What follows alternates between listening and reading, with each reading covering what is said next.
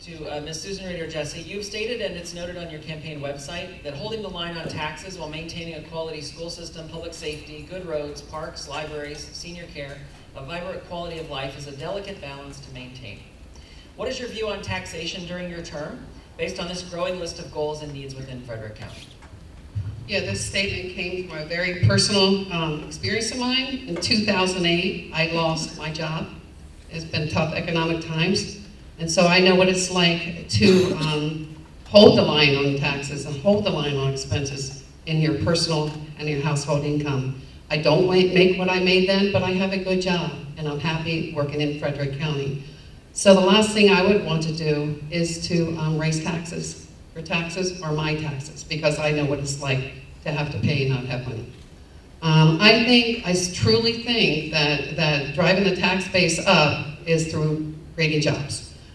Through economic development. And I was really proud to be on the team in the city and working side by side and traveling out of the state with the economic development group that we had with the county. We were a team, and I saw what teams did before that when Marie King was here. You drive new jobs to this area, high-paying jobs to this area, that will impact other areas. It is a balance. You will have money for schools. You will be able to keep your quality of life. You will be able to keep your parks. You will be able to handle the growth that comes in, because you do need the houses when you bring those jobs here that people need. We've got existing facilities here now that are vacant, waiting for companies to come here.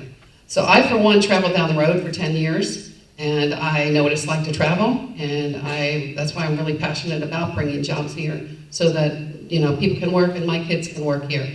And Fort Detrick used to have on what Bud said, they used to have a business development group that had to meet off campus, because it's very difficult to go into the facilities there. And that group lasted for about 10 years and was eliminated due to lack of funding. And that was a one-stop shop there that companies could come and explore all the contracts with all the companies in Frederick County and beyond to see what opportunities were available there. So yes, I want to hold the line on taxes, and it is a balance, and I know what it's like to run my own household that way as well. Thank you. Our next question is for Ms. Linda Norris. Ms. Norris, on your campaign website, you said, I support development in community growth areas and continuous and on-track updates of the land use, water, sewer, and parks plans for our communities and cities and towns. Citizen input into these plans should be a high priority so that our community is formed from the vision of those of us who live here. How would you characterize Frederick County's current growth and land use efforts, and how would you address them as a new member of the Frederick County Council? Thank you. Let me say first that business growth, whether it's residential growth or actual commercial businesses, is something that we have to have here.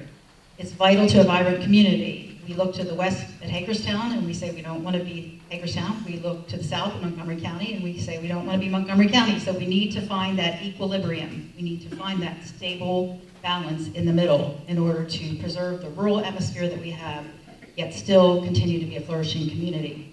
And community growth areas are important because those are the areas where we should concentrate growth, where there is infrastructure, water, sewer, roads, all the things that are already in place so that we don't have to spend additional tax dollars to extend services out in areas where they haven't been planned.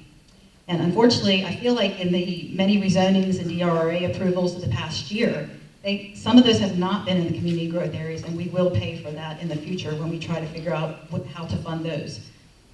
Now, every problem does have a silver lining, however, and the silver lining is, to these DRAs and some of these projects, that assuming that the core challenges, which I'm sure will be coming, do not prevail or are upheld, if the DRAs are upheld, we will have a short-term certainty sure to developers and some certainty to residents, knowing what's coming, except for the market, not knowing what the market's going to provide in terms of housing.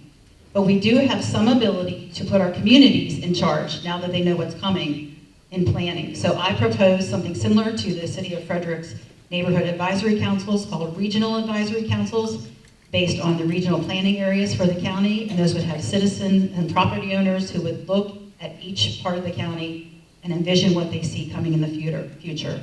Those are conversations that we need to have, and they need to be initiated in our communities.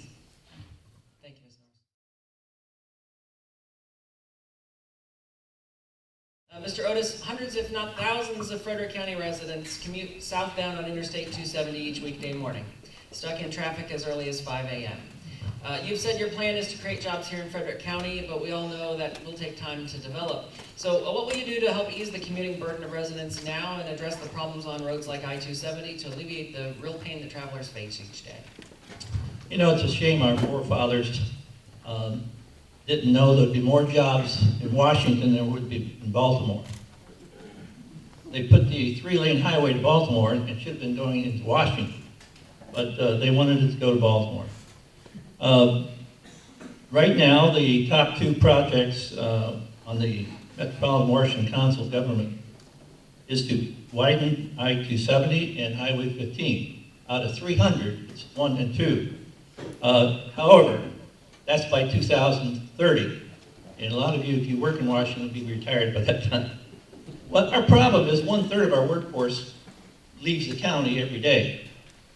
That's why it's so important that we start retaining these jobs in this location. There's 78,000 cars a day that go from Frederick to Washington.